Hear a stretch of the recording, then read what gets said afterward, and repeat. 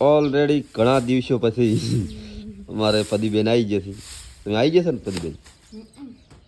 શું કહો, ટાઈટ પડે કે મને તો નહીં લાગતી તમને ટાઈટ પડશે. એટલે કરે સરપંચ બેઠા. સરપંચ તમારે છે ટાઈટ? એટલે સુલે બેઠા હતા.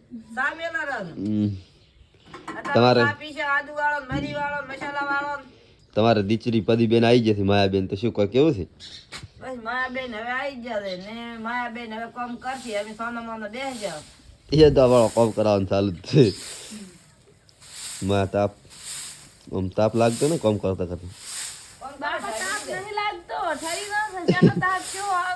તો હેડે તો વાત વહેલા તને ફરવા લઈને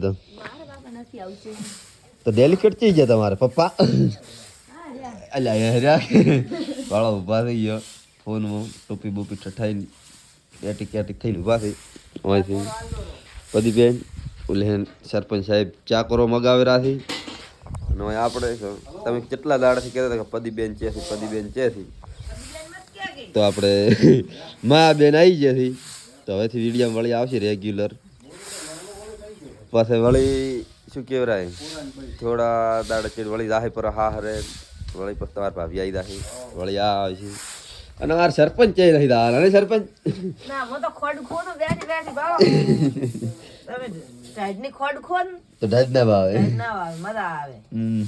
ખોસી બોસી ના થાય. ખોસી હોય તોય મટી જાય. કોઈ દવા દોતી હોય કોઈને કોઈ થાય તો મને ફોન કર દો. એટલે તમે સરપંચ છો ડોક્ટર છો?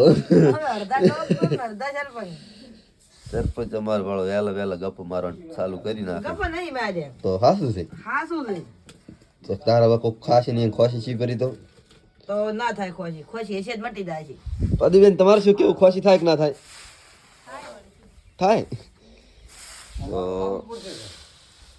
ખોસી થાય ફરી મળીએ વળી આપણે બીજા બ્લોગમાં. ફૂલ સપોર્ટ કર દઉં. જય માતાજી.